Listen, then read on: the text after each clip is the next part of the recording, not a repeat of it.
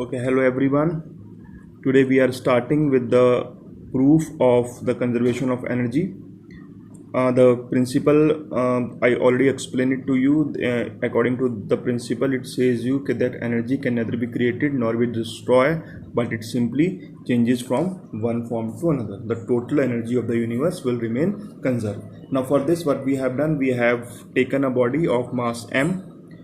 Its velocity is u, and it's fall down from point A. After traveling a distance x, its velocity becomes, suppose say its velocity become v1, and then it reaches point C, its velocity become v at point C.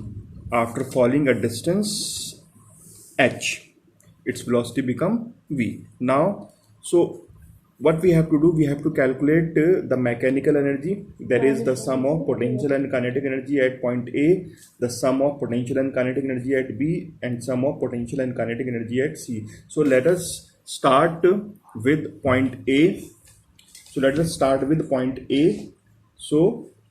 see the potential energy at point A.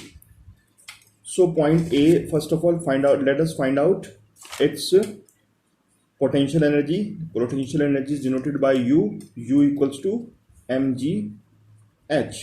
So potential energy at this point will be how much? It will be mgh, because gravity is g, mass is m, and height is h. From the ground the height is h, the potential energy is this much. Now let us calculate the kinetic energy. Kinetic energy will be equals to half m v square. What is the value of v? The value of v is 0 here, so kinetic energy is 0. Now taking the sum, now finding the mechanical energy, me equals to potential, and that is u plus ke. So how much we get? We get mgh plus 0, it gives me mgh. So this is the energy at point A. Now similarly, let us calculate the energy at point B. Now point B, first of all let us calculate the potential energy. So potential energy equals to mgh. So the value of m will be m, the mass is m, the value of g will be g. What is the value of this h? Now for this, let us see the figure once again.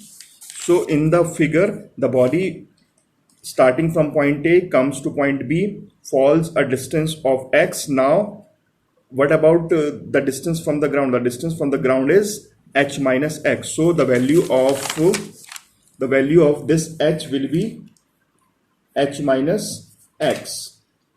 So this is the potential energy. Now let us calculate the kinetic energy. So ke equals to half m v square. The mass will be m only. The velocity, say it is v1 at point this. Now let us calculate the value of this v1. So by using the Newton equation, v square equals to u square plus 2as. So what we need, the value of this u is 0. So let us put the value, and value of v is v1. So v1 ka square equals to, this value is 0 plus 2.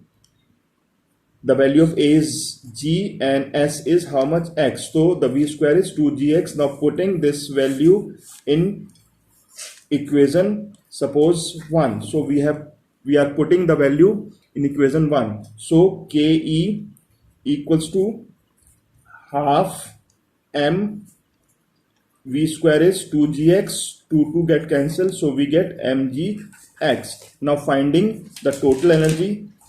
Total energy means the mechanical energy. The mechanical energy is equals to the sum of potential energy, that is u plus ke, and u is how much? The u is mg h minus x, plus kinetic energy is mg x. So this mg will multiply inside mg h minus mg x plus mg x. This mgx get cancelled, so total energy is mgh at point B. Now similarly, let us calculate the energy at point C.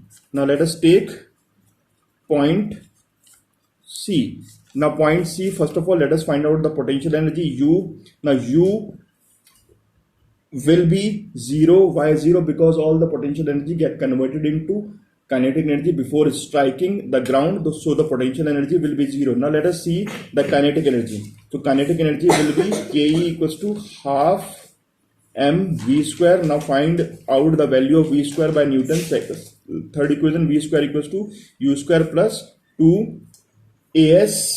So the value is of v is v only. V square equals the value of u is 0 plus 2 means 2 only, a means g, and s is how much? H, because the body falls by h distance. So now putting this value in, say, equation 2, so we get Ke equals to half m 2g h. So we have put it the value, so 2 get cancelled, so kinetic energy will be equals to how much? Ke equals to mg h. Now the total energy, the total mechanical energy will be equals to potential plus kinetic energy. So potential plus kinetic, potential is 0 here and kinetic is mg h. So we are getting the energy at point A, B and C equals to mgh. So this proves the principle of conservation of energy. The energy at A equals to energy at B equals to energy at C equals to mgh. So this proves the law of conservation of energy. We also have one more example for proving this, and let us see it from the book. So we have this pendulum. Let us see the pendulum. It is vibrating. This is the mean position. It is vibrating from A to B and then again to A, then again to C. Now let us see the energy at these 3 points. So let us talk about point B. So at point B, the potential energy is maximum, that is mgh, and kinetic energy is 0 because at this point the body start moving down. So the velocity will be minimum, that means 0. So kinetic energy will be 0 and it will equals to mgh. Now coming to point A, at this point potential energy equals to 0, kinetic energy equals to mgh. Similarly at point C, same, potential energy will be maximum and kinetic energy will be 0. So this also proves the law of conservation of energy. So this is all for today. So now do this derivation in your notebook, and in the next video we will do some numericals from this chapter and we will see the question answers of this chapter. Thank you very much.